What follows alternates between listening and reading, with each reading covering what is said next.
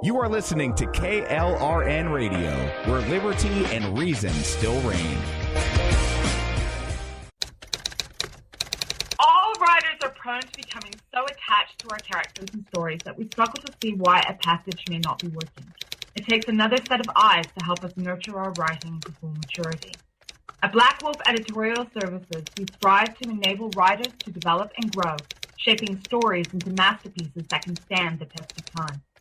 Editing services are provided for all genres and all age categories. Services range from critiques of the short story through to the line edits of the full-length novel and copy editing for those preparing for publication. We also offer assistance on generating a writer's bio for your websites, as well as help with those book blurbs and promotional material. We won't abandon you to the masses. We want to celebrate with you in your successes. Black Wolf Editorial Services, nurturing your writing into maturity. For a full list of services and prices, visit us at blackwolfeditorial.com. Individuals and businesses with tax problems, listen carefully. Do you feel like you're losing control over your finances? If you owe over $10,000 in back taxes or have unfiled tax returns, we can help you take back control. The IRS is the largest and most aggressive collection agency in the world, and they can seize your bank account, garnish your paycheck, close your business, and file criminal charges. Take control of your tax problems now by calling the experts at Tax Mediation Services and take advantage of the Fresh Start program and new laws that may allow us to negotiate a settlement for the lowest amount possible. Our team of tax attorneys and enrolled agents can stop collections and get you protected so you can take control of your financial future. Tax Mediation Services is accredited by the Better Business Bureau. Call now for a free case review and a price protection guaranteed quote. Call Tax Mediation Services now at 800-610-9050.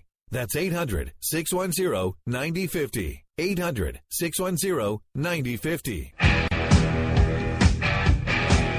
KLRN Radio has advertising rates available. We have rates to fit almost any budget. Contact us at advertising@klrnradio.com.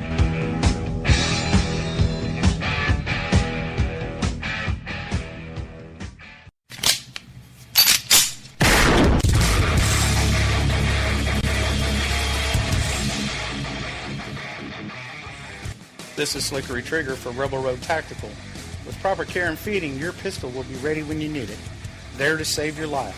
Shouldn't your gear be that good? Whether you need a holster for comfortable everyday carry or a tough-as-nails holster for your next training course, Rebel Road Tactical has what you need. Check us out on the web at rebelroadtactical.com. Tired of paying outrageous prices for Viagra? Well, we have great news for you. Now you can finally get Viagra at huge discounts. Healthy Man allows you to save up to $500 on Viagra. Why pay U.S. pharmacy prices of $15 per pill or more when you can get Viagra for less than $3 a pill? Call today and get 40 Viagra pills for only $99. This can cost as much as $600 at your local pharmacy. You can't afford not to call us. If you want Viagra at the lowest prices, never pay $15 a pill pharmacy prices again. Get Viagra for less than $3 a pill. Call 1-800-516-7602 today and save up to $500 and get 40 pills for just $99. Healthy Man is fast, easy, and affordable. Operators are waiting at 1-800-516-7602 to take your call right now. Call 1-800-516-7602. That's 1-800-516-7602. Again, 1-800-516-7602.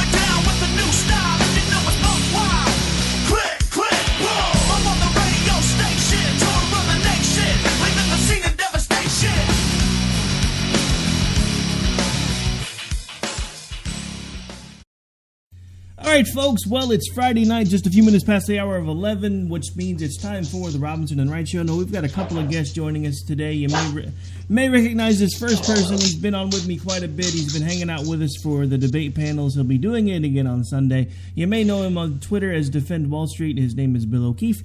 We also have a writer who'll be joining us here in a minute to talk about an article that he's published, but we're still trying to get him on the line.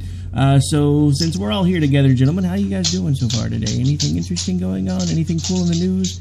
Oh, wait, Trump dominated the news cycle. Never mind. I would like, I would like for you to prayerfully consider voting for Mr. Trump. With your contribution to Mr. Trump's campaign, Mr. Trump will secure our border, make America great again, and did you get find out if my dad was involved in killing Kennedy. Did you get the Donald J. Trump Jr. email today, like I did, after I've requested to be removed? And it said that it was from DonaldJTrump.com. Right. I was confused by that too. I've requested to be removed like 8 times now. I know. I get daily emails. They never take me off. Nope. I know. I ask and I ask and I ask and I you know. And I don't care anymore. The emails are a source of laughter for me now. I respond with very humorous responses. Very humorous, very, very awful language. I was going to say usually quite vulgar responses. Too, but he beat me to it. I had a woman from the RNC call me today, and this is before what happened today, and I know that that's not entirely being very specific because so many things happened today with candidate Trump. But this woman, you know, she's really nice and everything, and she was like, "Would you consider giving the RNC victory campaign $175?" I was like, "Nope." And she was like, "Well, I know that's a lot of..." Yeah. And she was like, "Well, I know it's a lot of money, and, you know, I probably wouldn't be able to do that myself. Would you be able to give $75? And I'm like, "Not really. I really don't want to give any money to the RNC." And she was like, "Well, do you think 35 would be possible?" And I'm like, "No, dude, look, you don't get it. Like, I don't, you know, like, this isn't let's make a deal. Where, like, you say 45 and I say 35 and then you say 25. Like, no, 0. That's what I want to give you, 0. No, get it down to $1 and I'll give it to the homeless guy that approaches me every day at the 7-Eleven I stop at to get coffee. Yeah. How's that? I mean, why not do that? It's just, it's so insane. And I said, look, you know, and she was like, "Well, Hillary Clinton is gonna win without blah blah blah." And I'm like, "Look, if you didn't want Hillary Clinton to win, you should have told Reins to man up, get some balls, and, you know, maybe not have Trump as the nominee." And then, of course, what happened today happened, and then I was like, "Wow, sure am glad I didn't give him $175." Yeah, and wonder if you listening to Hannity tonight, where he says everything he said was terrible, but it was locker room talk. Well, no, It's not locker room talk when it's standing on the street with a media guy. It's locker room talk when you're with your longtime buddy in the freaking locker room. If you want to spout off to the media and then run for president, this is what happens, because they save it. They always save it. They're the media. They save it till they need it. All right, gentlemen, so while we've been doing the opening of the show, our other guest has actually joined us. We didn't get a chance to do a sound check before, so I'm hoping everybody can hear him okay. And, sir, you are free to speak now. I can see you actually messaging me. What's going on? All right, he's still a little low. Hang on a second. I'm going to try to see if I can clean this up a little bit. All right, try it again now. Hey, can you hear me okay? Oh yeah, hey, what's going on, man? Hey, what's up, Dan? How you doing? I'm good. You guys hear me okay? You're a little muffled, but I think it's because of the setup that we're using. I've got you guys about as max as I can go without blowing my own eardrums out. So I'm hoping everybody can hear you okay. Oh yeah. Great. Well, what are we talking about? Well, so far we've been talking about the news cycle and the fact that, there's all these important things that have been going on in the news for the last day and a half, and now we're suddenly watching Trump jump on the grenade again. We're mostly talking about directions on how to grab women the proper way. Hannity is doing a discourse on it right now on his show.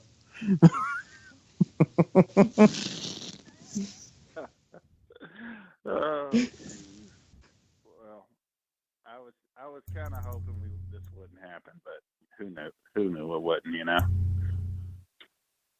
Well, I mean, the thing about it is, you have to understand, with the way the media does things, that they've known about all of these things that they're going to start letting out now for months. It's one of the reasons they were so handily propping him up when he was the guy that looked like he was going to be the one running away with it. They're like, hey, this is exactly what we want. This is what I've been saying now for months.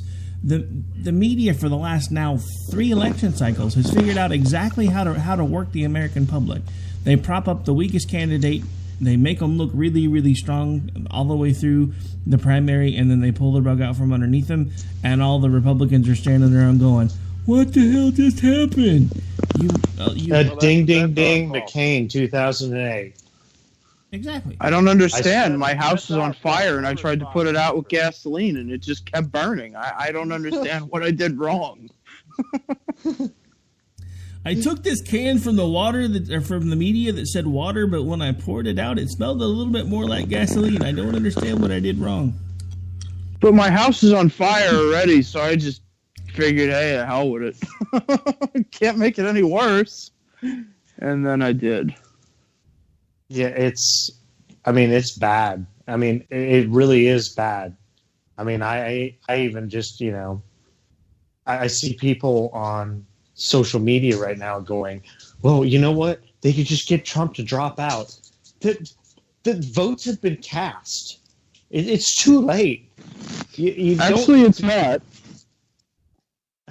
Yeah, it may not be, but how do you undo the votes that have been cast already? Well, I don't think they're worried about that. That's pretty simple, actually. You have him run with the understanding that when he wins, if God forbid he wins, Pence will be president then. Well, I mean, Pence was already going to be president by default. I don't think that's what anybody's concerned with, though, guys. They're just concerned about down ballot at this point. Don't you think? Well, I know it's all. Yeah, I mean, there's no legal prescription to remove him from the ballot. No, I mean, unless he does it himself. But it still wouldn't matter if the ballots were cast. Eric Erickson said that, and you take it for what it is, but Eric Erickson just wrote a piece that said that Trump's own family is trying to get him to bow out. How true that is, I don't know, but it was Eric Erickson. I must have read that wrong, Cracker. I thought Dan, I thought that he actually said that they were involved in the discussion, that they were in the meeting. They're in the meeting, yes. But there is a meeting, apparently, according to Eric Erickson, to get Trump to bow out. Well, there's a video statement that's going to be released any second now that they have on Trump, so they're waiting on that. He's apparently recorded a video statement that they're going to release any second now. I mean, what a mess. Jason Chaffetz was just on TV just 5 minutes ago, and he was on Fox 26, I think is Houston, I think. And he said something to the effect of, he's like, I'm out. And they were like, what? And he's like, nah, I'm out. I'm out, dude. I'm out. I yield. I give up. I can't do this anymore. It's like, I can't. I can't limbo that backwards. Like it doesn't. My spine doesn't go that far back. Yeah, it's ridiculous. That kind of brings us back to Robert and his article. It's time, like your article said, it's time to move on and try to figure out where we go from here, because it's over. It's over. No matter, even if Trump pulled it off, it's still over. It's time to move on and start figuring out how we actually make anything resembling conservatism work after this election. Speaking of the article, actually, since we didn't get a chance to do a proper introduction for you because we were getting things spun up by the time you'd called in, why don't we backtrack a second? Why don't you go ahead and let folks know a little bit about you, the article that you wrote, and then we'll kind of let you talk about that for a few minutes, because it actually really dovetails kind of nicely in everything that we're going on into right now. Anyway, hang on just a second. My computer's overloading itself. Well, the article was essentially called "Liberty Leaves the GOP," and it's talking about the down ballot primarily. Rick, I've kind of been advocating this for quite some time now, but and I come at it from this discipline that we're where we are with Trump because of what our inability to fight back. And as long as we keep holding our nose, voting for Republicans, whether it be in a congressional seat or a Senate seat that have a liberty score of 32%, and we vote to put them back in office just because they're not a Democrat, well, aren't they, in effect, more Democrat than they are Republican? And when you continue to do that, you dumb the party down. You dumb down conservatism, constitutionalism, libertarianism. You dumb it all down. And is it any wonder that we're going to get this now? And if we don't fight back, the basic theory of the Republican Party is basically this: what are you going to do? Vote for the Democrat? And because of that, we're held hostage as conservatives to a party that really supports nothing. When's the last time they threw us a crumb? And so my contention is that whether you vote third party, whether you write someone in, or whether you go full political jihad and vote for a Democrat to remove a Republican from office, whether he be a congressman or senator, I don't really care what you do. I know what the most effective way to do it is, but there's a lot of people that don't have the stomach for it. But we have the result we have with Trump being the candidate. I don't hate the guy. I don't come from the same perspective as everyone else does, that he's evil, blah, blah, blah. We deserve it. We deserve it because we keep sending people back into office that agree with us about 25% of the time, 30% of the time. And that's just on official votes. That's not even talking about what goes on in the committee rooms and the procedural motions and things like that. I would say it's far worse in those cases. So the point of the article is we need to clear the field of these people so that we can elect if conservatives ever going to have a chance, you're going to have to get these guys out of the way. And if you punish the down ballot, hopefully the party would reform. I don't know that it will, but it at least clears the field for a conservative or a third party candidate to be running as the conservative alternative against a incumbent Republican.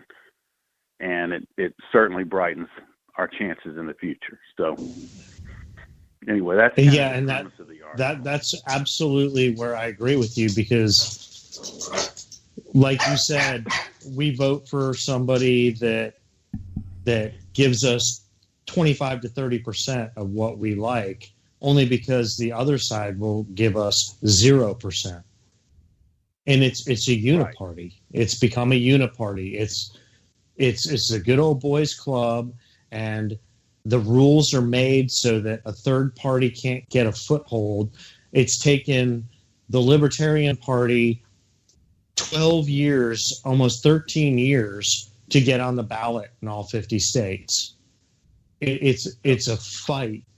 It's a bunch of people. And they had to sue. They had to sue many state electoral commissions to do that, too. It didn't. It wasn't just a matter of begging them. They had to sue a couple of different states. Yeah, they did. And, and they had to sue in 2012 to get anything in the way of a debate. I mean, they have to sue for everything. And that, to me, just says that the system is broken.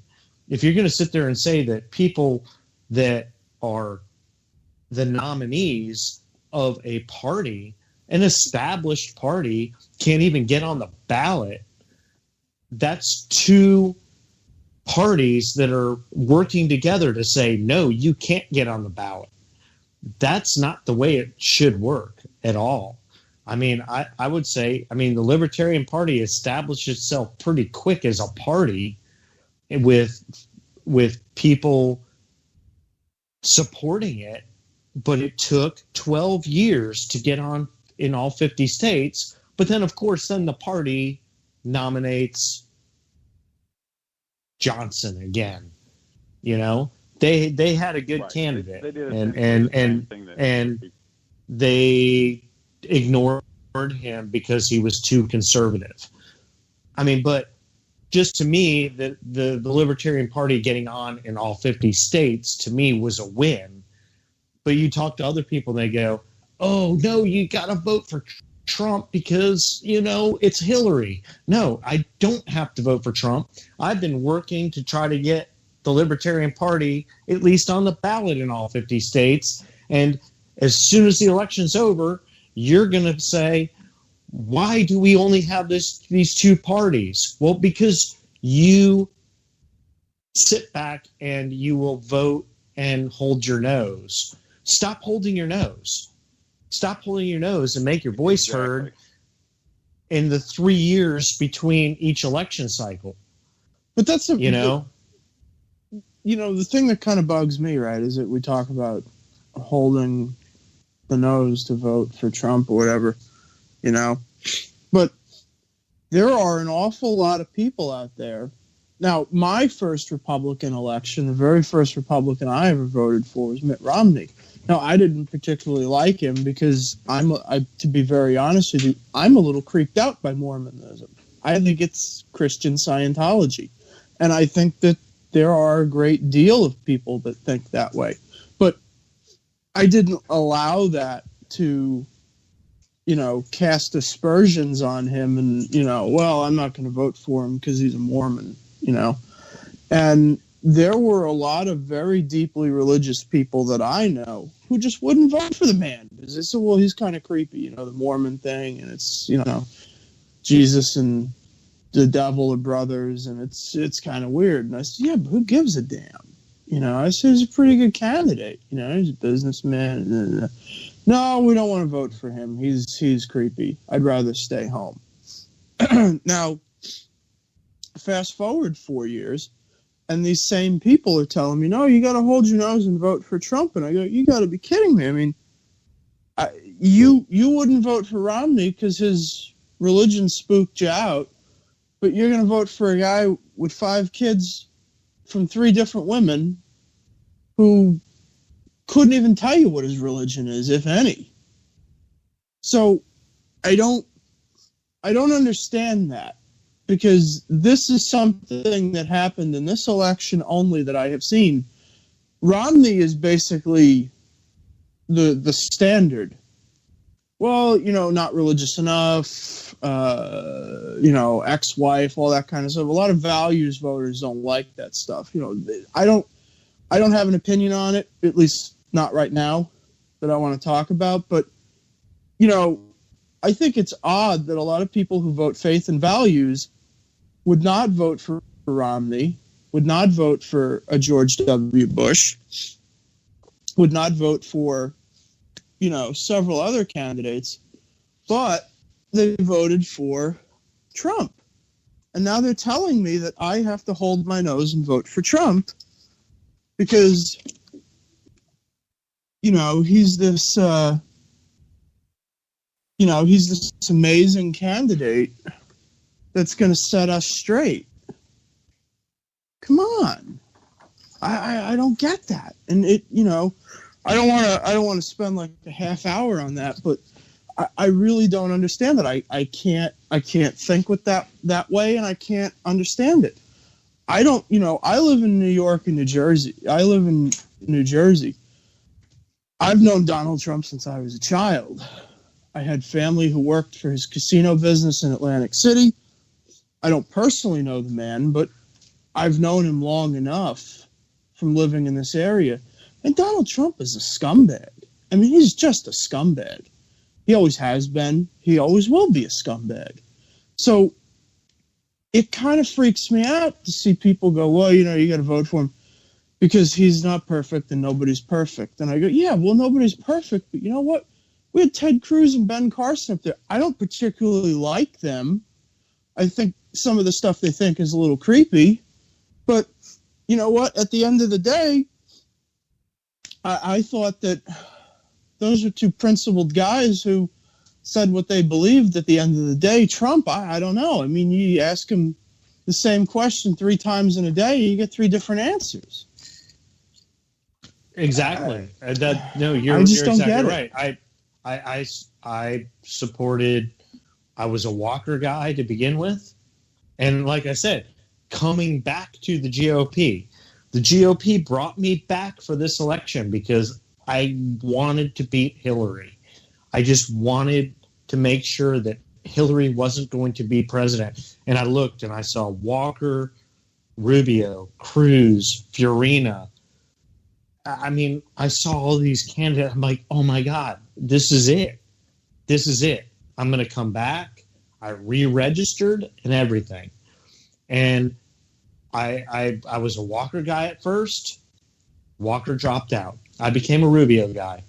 I got on board. I mean, listening to the guy, I mean, yeah, he's a bit moderate, but I wasn't upset with that because, to be honest with you, listening to him talk, he talked to everything that I believe in, and he consistently was 11 to 15 over Hillary through the primaries. Consistently.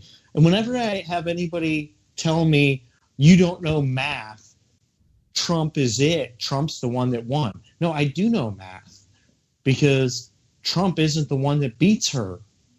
And they all go, you're crazy. Okay, I'm crazy. That's fine. If you think I'm crazy, that's fine. But Marco Rubio, I mean, even Ted Cruz consistently polled 4 ahead of her. Everybody else polled ahead of her except for Trump, but they gave us Trump. What gets me is the people who will go, well, he won the primary. I said, yeah, but the primary process doesn't pick the winner of the election. It picks the person who won through the process. It doesn't always pick the winner. It picks the best person according to the process available. And it's a contest like anything else. I mean, really, this process, though, I mean, this is part of the problem, and this is what I'm getting at about the party. Trump won by default. And for people that want to say, I mean, he walks up the middle. I've written some other articles on it. I mean, I thought we were going to talk about the congressional thing, but to draw it back to the presidential thing, we look at all these great candidates we have, and we think of them, oh, this guy could win, this guy could win. There is a division in this party that has been brewing since Reagan put the coalition together to win. And we are seeing the results of that coalition breaking up right now because it was held together to fight the Soviet Union. We had pro-war, pro-military, pro-hawk Democrats joining the Republican Party all through the 70s and the 80s and the late 60s. and they're Democrats. Just because they're pro-military doesn't mean that they're not big government Democrats. And we have tons of those people in the Republican Party, and no one likes to talk about it. Then you have your libertarian vent, small government, genuine conservatives like Mike Lee, Ted Cruz, Rand Paul. That's about it. Tim Scott scores pretty high on that list too. But you have two wings of this party that have fought for this party, and then we also still have the remnant of the Dixiecrats that came over when Jimmy Carter betrayed them, and they joined the Reagan coalition too. Reagan Democrats. Let's just get this straight. They're Dixiecrats. Again, they're big government culture warriors, but they're still big government people. And that's the people that are mistaken as evangelicals right now. They're not evangelicals in a faith sense. They're evangelicals in a cultural sense. That's it. And that's the ones that won, that walked up the middle with Trump, because and I don't use the term neocon as a I'm not using it as a negative term. It's just what it is. But that wing of the party, which is quite frankly the Rubio wing of the party and the Cruz wing of the party, are at odds with each other. There's a tremendous gap between those two wings of the party. And we can say that those two people are very close in their worldview, but they're not. And that separation, that's why those two wings, did you ever see them come together? When Cruz was the last man standing, did you ever see the party get behind him? They could have stopped Trump. They decided that they would rather have Hillary Clinton as president than the liberty wing of the party running this country and being in charge of the party. And that's why we have Trump. There's three, there's some sub-factions, but there's three major factions in the party, and two of them have Democrat origins. And it's all coming home to roost now. We don't have the Soviet Union to hold us together to fight now. And that's what our common thread was back in the Reagan days, was we could hold all those factions together because we had a common enemy in the Soviet Union. We don't have that now. and so it's probably time to sit down with those two wings of the party, and if they can't come up with some kind of common ground and a nexus that's going to really be their focus, then it's time it's time to split up.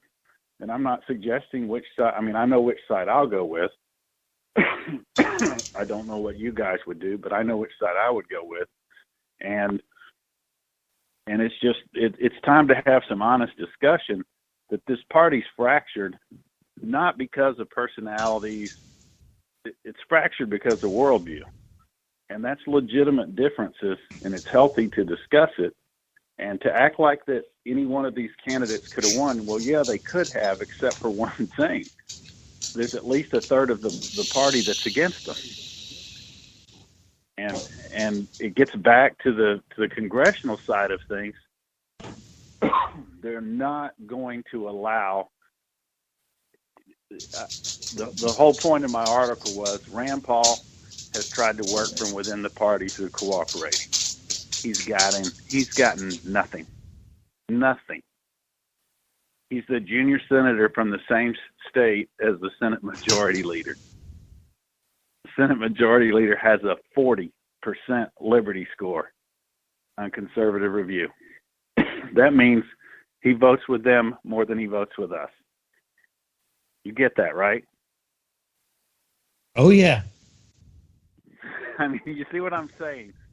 The leader, they voted for the leader. We have Republicans. There's a follow-up article coming to this. We have Republican senators with 17% Liberty score. That means 83% of the time they don't vote with us. But they have just as much say in picking our leadership as a guy like Mike Lee with a 100% score. Okay, Robert, we've actually got to take a break in a second. Did you want to hang out after the break, or because whether you want to stay or not, one thing I do want to do is give you a chance before we go to break to remind people where they can go check out this article that you keep referencing, and then if you're, I'll pop back on if you guys want to talk about it some more. But if you guys want to go on to the Trump thing, that's fine. It's up to you. It's your call. Dan, what's your thoughts? We keeping him on for a while longer? No, I'd love to have you on. Okay, cool. I would love to. All right, yeah, I mean we can spend a few more minutes when we come back talking about it. Not a big deal. All right, folks, we've got to take a really quick break. When we come back, we're going to continue talking about the article that was written by a friend of Dan's, and we'll give him a chance to give out his information and the link to the article when we get back. And then, of course, when we're done talking about that, we'll probably spend a few minutes going back around to the whole Trump debacle, which is kind of what this article circles around. And it's a really good article. I do suggest that you go read it. It actually gives a pretty good insight as to the way a lot of us are feeling right now, because whatever happens at the top of the ticket, the down ticket stuff is really what matters at this point, because let's face it, the president really doesn't accomplish very much. I mean, I know everybody talks about it like it's this big sexy gig and they get this great nice house and all this other fun stuff, but what do they really do? But anyway, when we come back, we're going to continue talking about the article. You are listening to Robinson and Wright right here live Friday night on KLRradio.com. We'll be back in just a moment with our guest Bill O'Keefe and the author that we currently know as Robert. He hasn't given out his last name yet. Don't know if he plans on it, but we'll be right back here in just a couple minutes.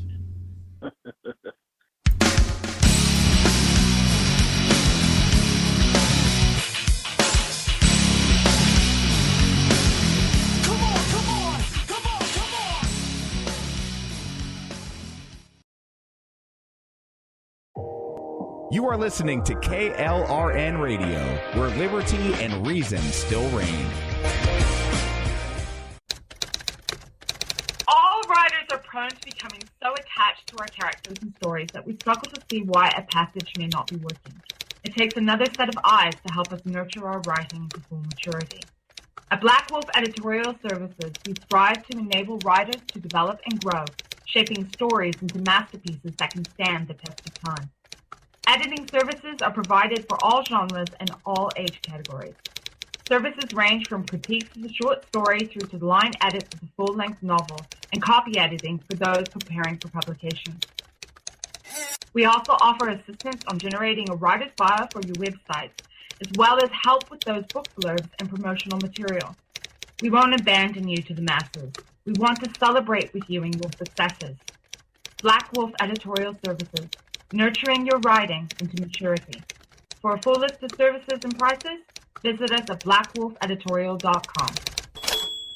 Individuals and businesses with tax problems, listen carefully. Do you feel like you're losing control over your finances? If you owe over $10,000 in back taxes or have unfiled tax returns, we can help you take back control. The IRS is the largest and most aggressive collection agency in the world, and they can seize your bank account, garnish your paycheck, close your business, and file criminal charges. Take control of your tax problems now by calling the experts at Tax Mediation Services and take advantage of the Fresh Start program and new laws that may allow us to negotiate a settlement for the lowest amount possible. Our team of tax attorneys and enrolled agents can stop collections and get you protected so you can take control of your financial future. Tax Mediation Services is accredited by the Better Business Bureau. Call now for a free case review and a price protection guaranteed quote. Call Tax Mediation Services now at 800-610-9050. That's 800-610-9050. 800-610-9050.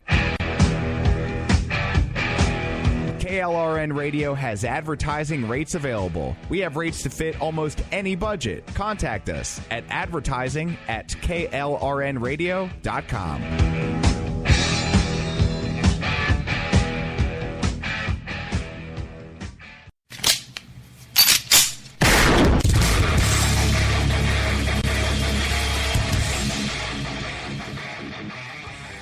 This is Slickery Trigger for Rebel Road Tactical. With proper care and feeding, your pistol will be ready when you need it. There to save your life. Shouldn't your gear be that good? Whether you need a holster for comfortable everyday carry or a tough-as-nails holster for your next training course, Rebel Road Tactical has what you need. Check us out on the web at rebelroadtactical.com.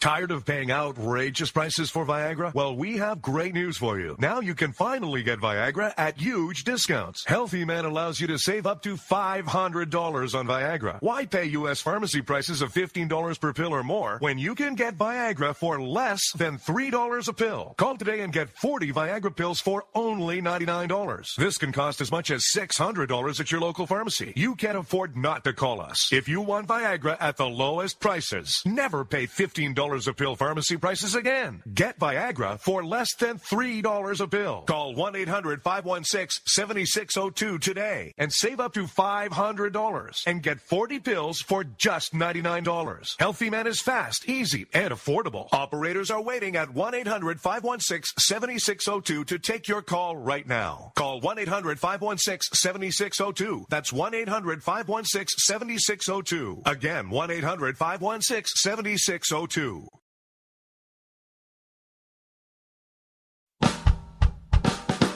You're listening to the Spark Radio Network, internet radio like you've never heard before. Innovation, creativity, and imagination are all said to begin with a spark. So fasten your seatbelt and take the ride of your life and listen for the spark.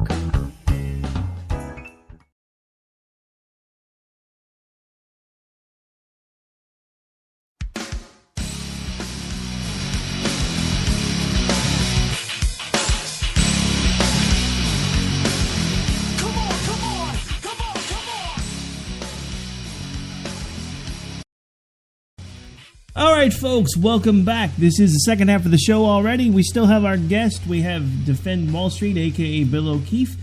We have the author that we know as Robert, who has put out a really good article about his thoughts on down-ticket voting and possible future aspects of our country, whatever we have left of it after this crazy cycle. We're actually going to go ahead and we've extended his segment out just a little bit to give him a little bit more time to talk about the article. First of all, I want you to tell folks where they can go find it to make sure that when they're done listening to us prattle on, they can go read it. It's at the newamericana.com. All right, so that was newamericana.com. Fairly new. thenewamericana.com, yes. Okay, cool. And hopefully maybe you guys can get some other people on from there at some point. Sure. Have a much broader view of life than I do. So, we're talking about the story, right? Yeah. Which, okay. Yeah, because I'm actually finishing reading it now. Yeah. And I get the deal with the story. The story is I'm saying we should take out the down ballot in order to clear the field for the future. I just got to tell you, you know what? To be totally honest, I know we're talking about the story and everything, but you know what? I mean, like, very seldom in my life am I, like, at a loss for words, but damn, dude, what is wrong with Donald Trump, man? What is wrong with this guy? I mean, I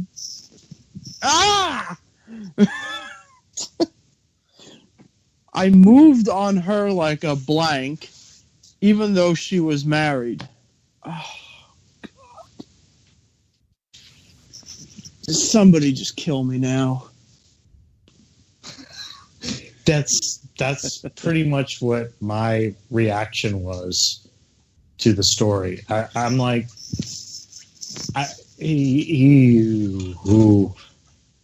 I'm a guy who's sitting here right now waiting for a place to be done, living in a hotel room because I'm going through a massive divorce over something that happened because of somebody that thought like that. I mean, literally.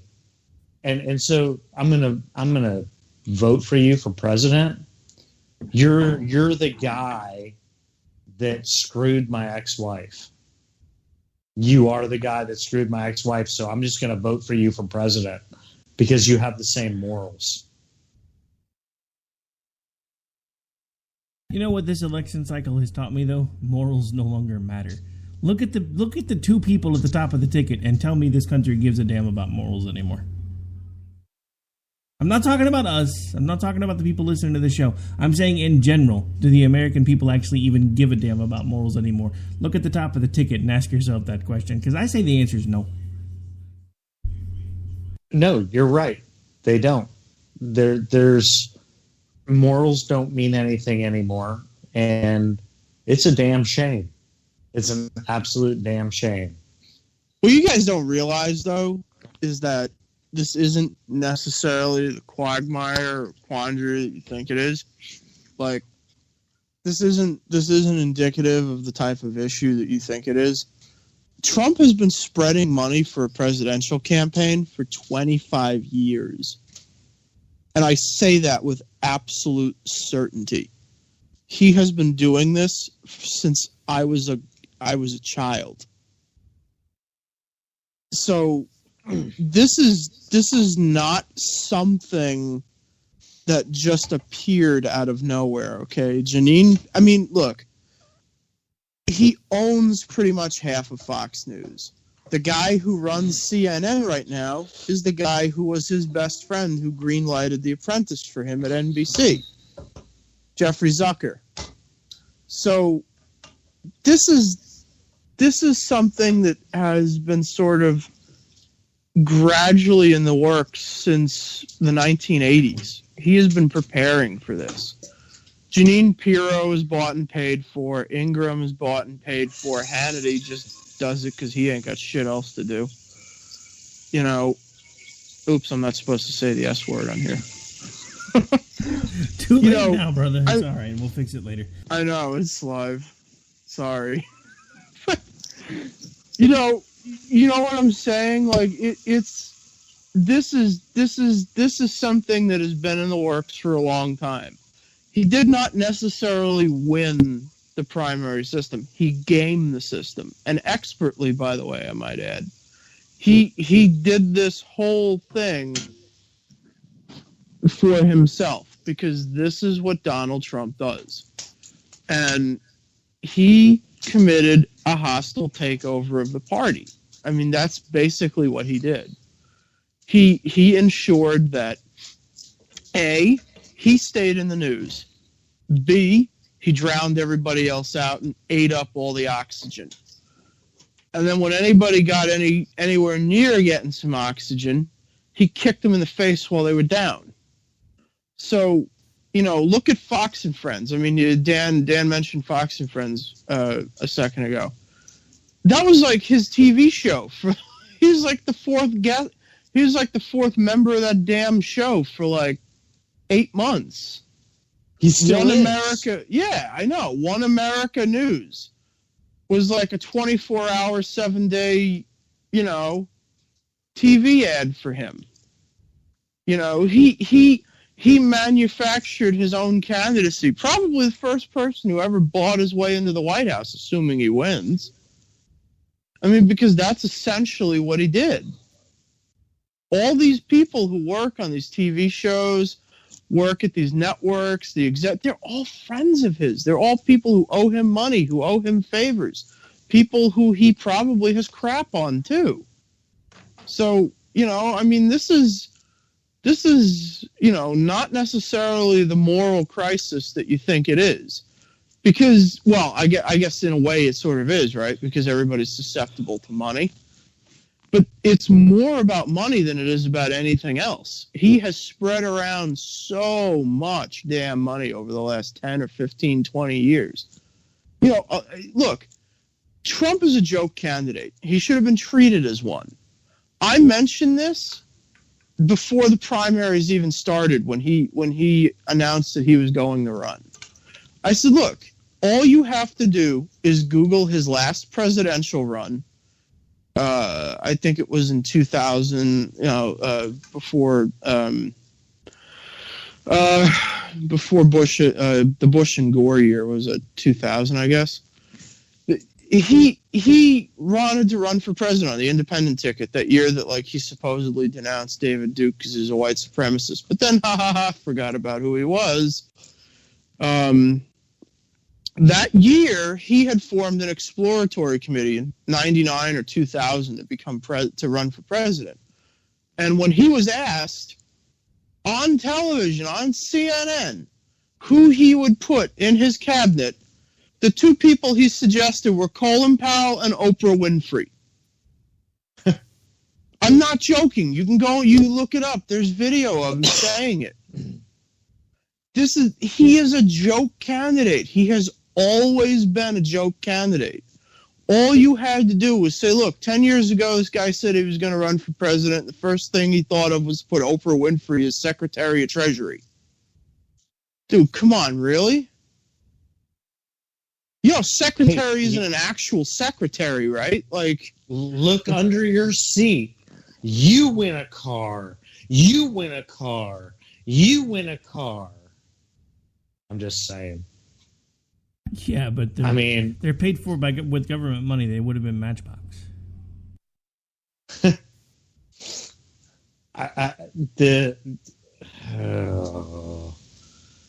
He's run that was the year he seriously ran, but he's put his hat in the basket so many times. Oh, he's been doing it since '84. Yeah, and he's just but it's all about him, and it always has been. And this time around, I mean, I watched it. I watched it on TV. Even Fox did the documentary. I ain't never voted for president before, but this time I'm voting for Trump. Yeah, you ain't never voted for president before. Great. Thank you. Thank you for the last 8 years. I appreciate it. Now you're going to vote for Trump. Good job. That it's mind-boggling to me. The whole 2016, where I thought this was it. 2016 is a disaster. It's a disaster, and it will go down in history as a disaster. I guarantee it. And I don't care what everybody wants to look at as far as polls go and everything else. I trust 538, and I'm going to tell you right now, Hillary is back up to almost 80% percentage. It's about 100% now.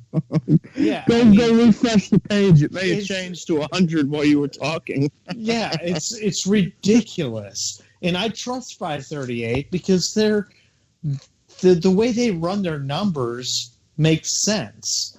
And they were 100% in 2012, and they were 96% in 2008. Look, all you have to know. Sorry, all you have to know is this: you have all these states that are open. You have all these states that are open. Battleground states, swing states, whatever you want to call them, right? In order for Trump to win, he has to secure Florida, Arizona. He has to maintain Georgia. He needs to win Utah, which is sketchy at best. He has to win Ohio. He has to win Iowa. He has to win Florida and North Carolina. It's not going to happen. A failure of North Carolina or Florida, or potentially both, means that you're looking at a historic blowout. Now, I will concede that until maybe a week ago, 2 weeks ago, I thought that the best that Clinton may be able to muster against him would be 270 to 263. I would be very surprised right now if we don't see a Hillary Clinton win north of 300 electoral votes at this point, because he has to win. Look at Texas.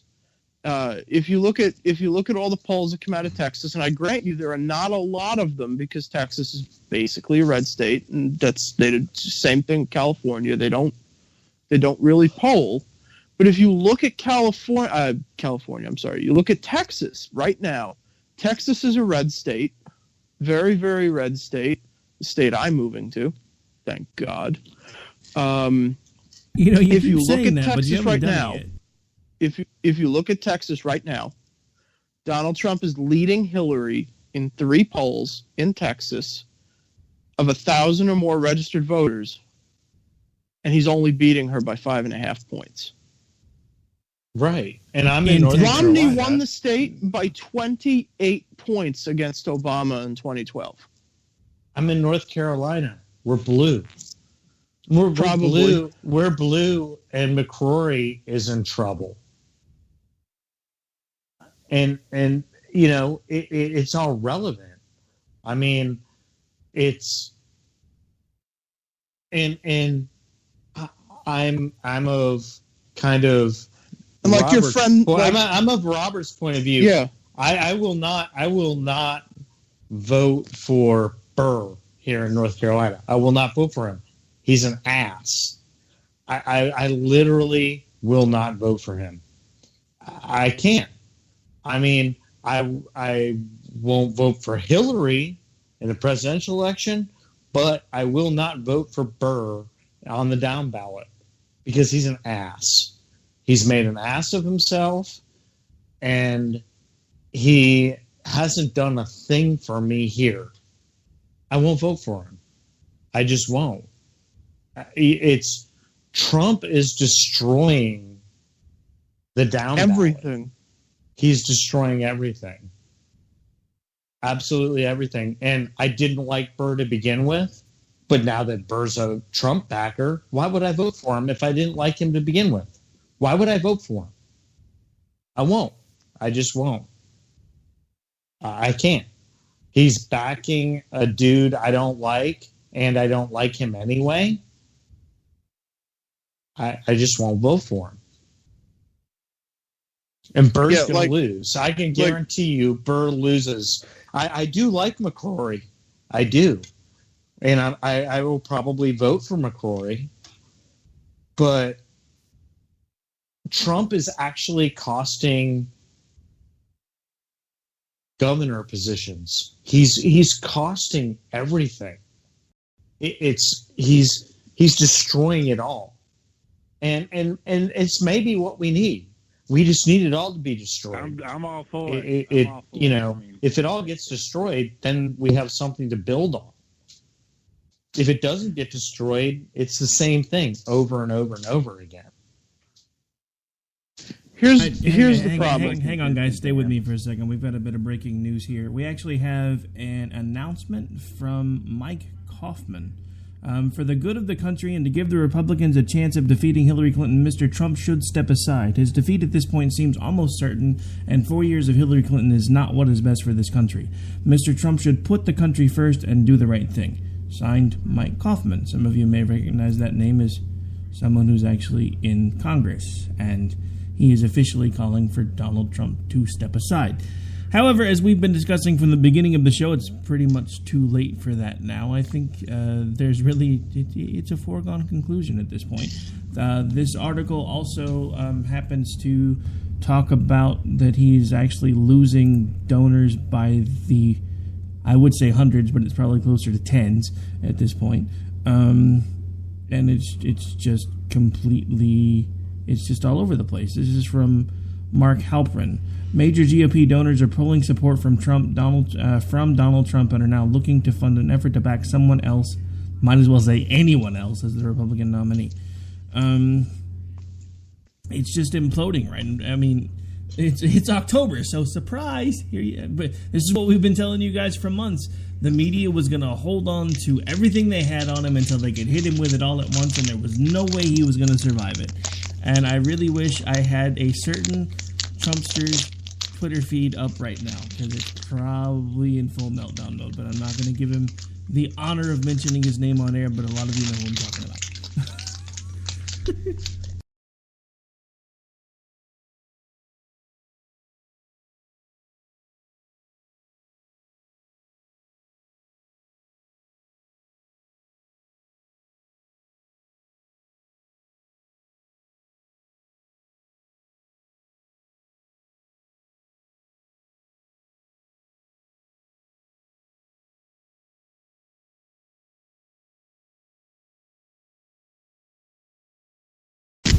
And he's going to take down Fox News, and he's going to destroy everything that there is. And then he is going to position himself as a savior, and he is going to start a TV network. I promise you. There has got to be an upshot to all of this. And I don't know what it is anymore. I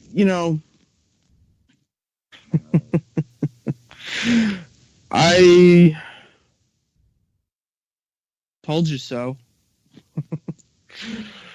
Told you so. Something's definitely up, though, guys. That's all I can We've been say. waiting on this video statement for an hour. It's not graceful, but told you so. Robert's got a good point. Something's obviously afoot because they've been talking about this video statement since right before we went on air.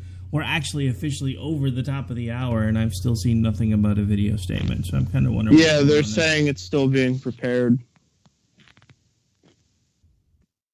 Anybody want to do the over-under on whether or not Trump commits seppuku on live TV?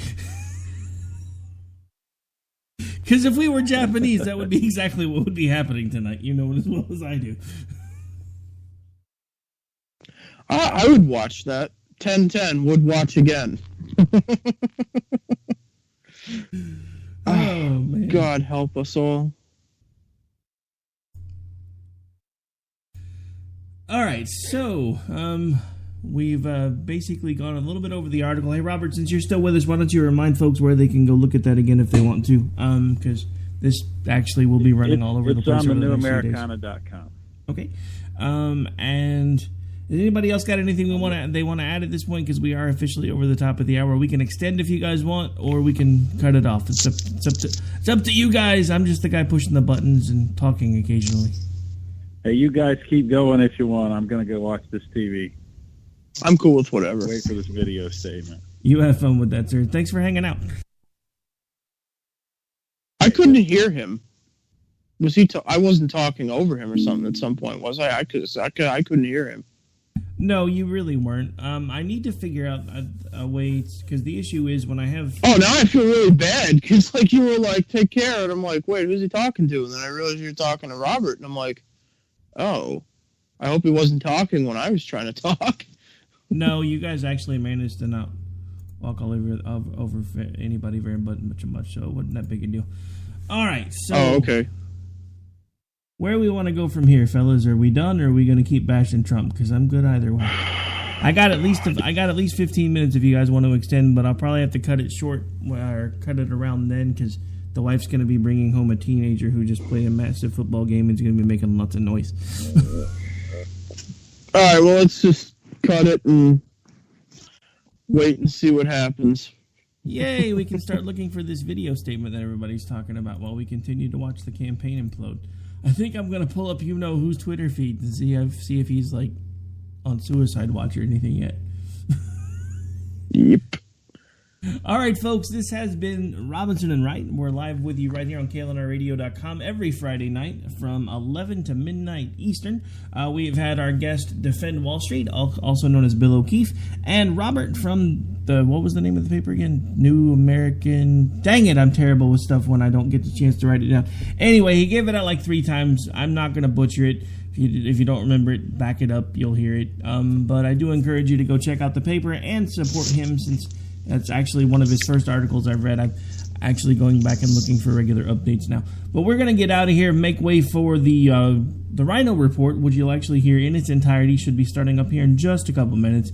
And we'll be back with you next week.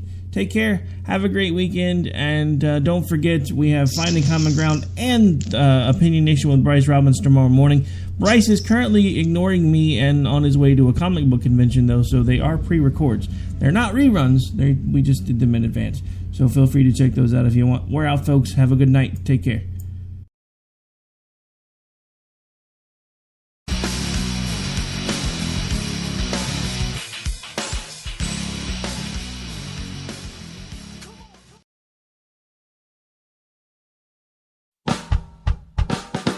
You're listening to the Spark Radio Network, internet radio like you've never heard before. Innovation, creativity, and imagination are all said to begin with a spark. So fasten your seatbelt and take the ride of your life. and listen for the spark.